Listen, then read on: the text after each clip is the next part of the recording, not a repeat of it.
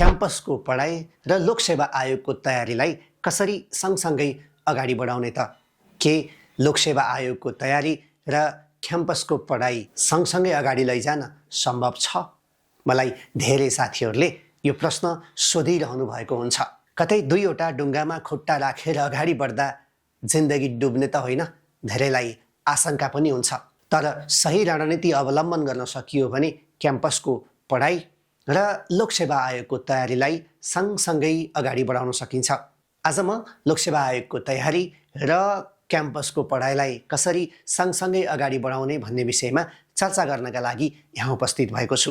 नमस्कार, मेरो नाम हो विष्णु प्रभा सापकोटा अनि मेरो काम हो सिक्ने अनि सिकाउने। आउनुहोस् लोकसेवा आयोगको तयारी र क्याम्पसको पढाइलाई कसरी सँगसँगै अगाडि बढाउने भन्ने विषयमा चर्चा गरौँ। तपाईँ यदि लोकसेवा आयोगको तयारी पनि गर्न चाहनुहुन्छ, तपाईँलाई छिटै सानो उमेरमा जागिर खाने रहर छ, धोको छ, त्यसै गरी कलेजको पढाइलाई पनि बिगार्न चाहनुहुन्न, एकाडेमिक रूपमा पनि तपाईँ साउन्ड हुन चाहनुहुन्छ अथवा राम्रो अङ्क ल्याएर उत्तीर्ण गर्न चाहनुहुन्छ भने तपाईँले केही विषयमा निकै ध्यान पुर्याउनुपर्छ। लोकसेवा आयोगको तयारी र क्याम्पसको पढाइलाई सँगसँगै कसरी अगाडि बढाउने त? आउनुहोस् म तपाईँलाई 5 वटा टिप्स प्रदान गर्छु। सुरुवात गरौँ सबैभन्दा पहिलो टिप्सबाट। पाठ्यक्रमलाई एकीकृत गरेर पढ्नुहोस्। तपाईँले कलेजमा पढ्ने जुन पाठ्यक्रम छ र जुन विषयमा तपाईँ लोकसेवा आयोगमा सहभागी हुन थाल्नु भएको हो त्यसको पाठ्यक्रम दाँच्नुहोस्। धेरै जसो च्याप्टरहरू मिल्दाजुल्दा हुन्छन्। कोही जिकेका च्याप्टरहरू, कोही लिखित पेपरका च्याप्टरहरू, धेरै च्याप्टरहरू तपाईँले कलेजमा पढेकै च्याप्टरहरू हुन्छ। तपाईँले कलेजमा पढ्नुपर्ने च्याप्टर र लोकसेवा आयोगको पाठ्यक्रममा समावेश भएका विषयहरू उस्तै रहेछन् भन्ने त एकातिर पढ्दा अर्कोतिरलाई पनि काम लाग्यो। जस्तो अर्थशास्त्र पढ्दै हुनुहुन्छ भने त्योसँग सम्बन्धित अर्थतन्त्रका धेरै विषयहरू, विज्ञान पढ्दै हुनुहुन्छ भने जिकेमा आउने विज्ञान प्रविधिसँग जोडिएका विषयहरू अथवा व्यवस्थापन, इतिहास, भूगोल जेसुकै तपाईँले पढ्नु भएको भए पनि त्यहाँका धेरै जसो विषयहरू तपाईँको प्रतियोगितात्मक परीक्षाको पाठ्यक्रममा पनि समावेश भएको हुन्छ। चाहे त्यो नासुको पाठ्यक्रम होस्, शाखा अधिकृतको पाठ्यक्रम होस्, खरिदारको पाठ्यक्रम होस् अथवा नेपाल प्रहरीको पाठ्यक्रम होस् या कुनै संस्थानको पाठ्यक्रम होस्, त्यो पाठ्यक्रमलाई तपाईँले ध्यानपूर्वक हेर्नुभयो भने तपाईँको कलेजमा तपाईँले पढ्नुपर्ने धेरै जसो विषय त्यता पनि पढ्नुपर्ने हुन्छ। यसरी दुईवटा पाठ्यक्रमलाई मिलाएर हेर्नुभयो भने तपाईँले एकै तीरले दुईवटा शिकार खेल्न सक्नुहुन्छ। त्यसैले सबभन्दा पहिलो काम के गर्नुहोस् भने पाठ्यक्रमलाई जुदाउनुहोस्, दाँच्नुहोस् र एकीकरण गरेर पढ्नुहोस्। यो गर्दा पढ्नुपर्ने विषय पनि के हुन्छ, कम हुन्छ। एकतिर पढेको विषय दुवैतिर काम लाग्न सक्ने हुन्छ। त्यसै गरी कलेजको पढाइ र लोकसेवा आयोगको तयारीलाई सँगसँगै अगाडि लैजान ख्याल गर्नुपर्ने दोस्रो विषय हो समय तालिका बनाएर पढ्नुहोस्। भन्नुको मतलब अघि मैले भने नि, पाठ्यक्रम तपाईँले दाँच्दाखेरि सबै पाठ्यक्रम मिल्ने नहुन सक्छ। सबै विषय डिटु एउटै त हुँदैन। कतिपय विषयहरू लोकसेवा आयोगको पाठ्यक्रममा नयाँ हुन सक्छन् र कतिपय विषयहरू तपाईँको कलेजको पाठ्यक्रममा नयाँ विषय हुन सक्छन्। त्यसैले एउटा टाइम ब्लक बनाएर पढ्ने प्रयत्न गर्नुहोस्। जस्तो मानिलिउँ तपाईँ बिहानको 90 मिनट लोकसेवा आयोगको लागि छुट्याउने अथवा बेलुकाको 90 मिनट लोकसेवा आयोगको लागि छुट्याउने, बाँकी समय तपाईँले कलेजको पढाइलाई छुट्याउने, किनभने तपाईँको बढी फोकस कलेजको पढाइमा पक्कै पनि हुन्छ। तर एउटा समय छुट्याएर तपाईँ लोकसेवा आयोगसँग सम्बन्धित विषयलाई हेर्नुभयो, त्यो विषयलाई पढ्नुभयो, त्योसँग सम्बन्धित भिडियो सामग्रीहरू, त्योसँग सम्बन्धित अडियो सामग्रीहरू, त्योसँग सम्बन्धित लेखहरू पढ्नुभयो भने त्यसले तपाईँको पढाइलाई सँगसँगै तपाईँको लोकसेवा आयोगको तयारीलाई पनि सहयोग गर्छ। त्यसै गरी लोकसेवा आयोगको तयारी र कलेजको पढाइलाई सँगसँगै लैजान ध्यान दिनुपर्ने तेस्रो महत्त्वपूर्ण विषय हो लेखन सिपको सुधार गर्ने। रमाइलो कुरा के छ भने कलेजमा जुन तरिकाले तपाईँले एन्सर लेख्नुहुन्छ त्यो तरिका लोकसेवा आयोगमा काम लाग्दैन। तर लोकसेवा आयोगमा जसरी तपाईँले एन्सर लेख्नुहुन्छ त्यसरी नै तपाईँले कलेजमा एन्सर लेख्नुभयो भने उता पनि थप धेरै नम्बर ल्याउन सक्नुहुन्छ। त्यो उपाय एकाडेमिक राइटिङमा पनि काम लाग्छ।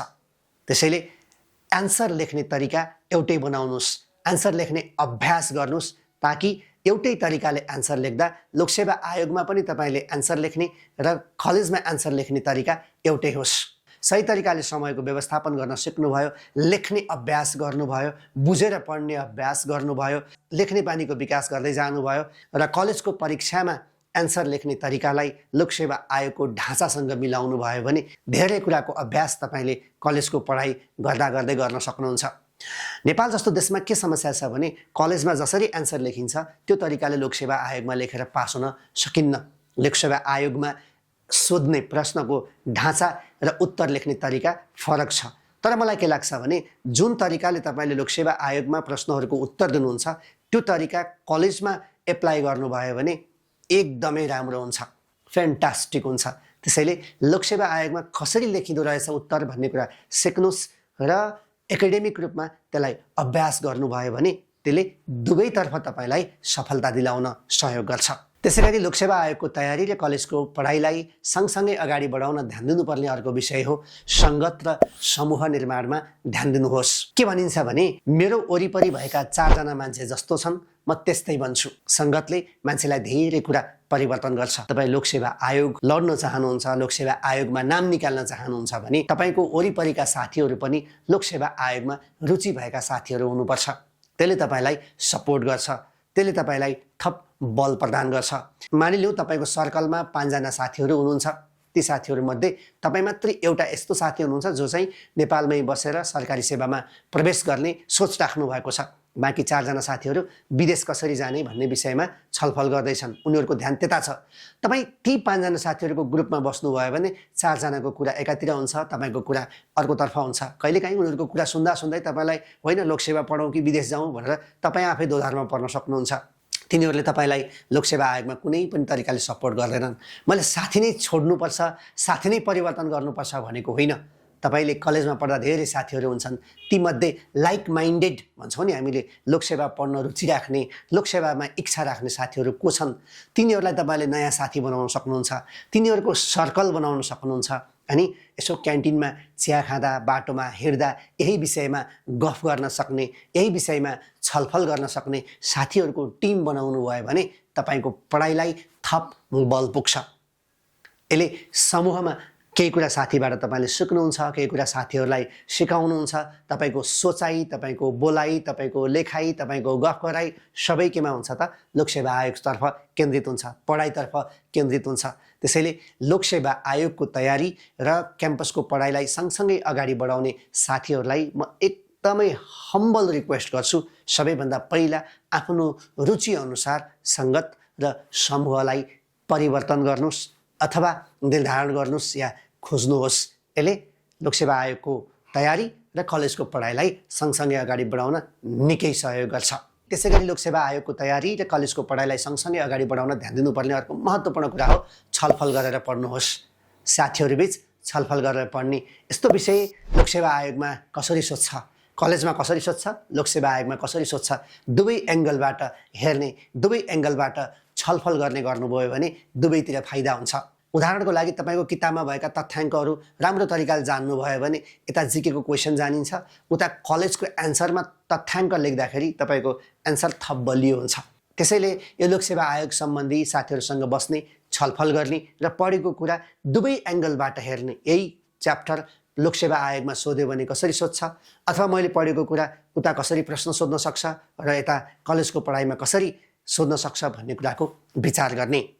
यसरी सुरुमा पाठ्यक्रमलाई एकीकरण गरेर हेर्ने, त्यसपछि टाइम ब्लक बनाएर समय छुट्याएर कलेजका लागि र लोकसेवा आयोगको लागि छुट्टा छुट्टै समय छुट्याएर नआत्तिकन निरन्तर तयारी गर्ने, तेस्रो लेखन अभ्यासलाई निखार्ने तिखार्ने, लोकसेवा आयोगको ढाँचामा कलेजको उत्तर पनि लेख्ने अभ्यास गर्ने, समयको सही सदुपयोग गर्ने, साथी सङ्गतलाई लोकसेवा आयोग मैत्री बनाउने, त्यस्तै खालका समूहहरू बनाउने, समूहमा छलफल गर्ने गर्नुभयो भने तपाईँले कलेजको पढाइमा पनि राम्रो अङ्क हासिल गर्न सक्नुहुन्छ र यता सजिलै लोकसेवा आयोग पनि पास गर्न सक्नुहुन्छ।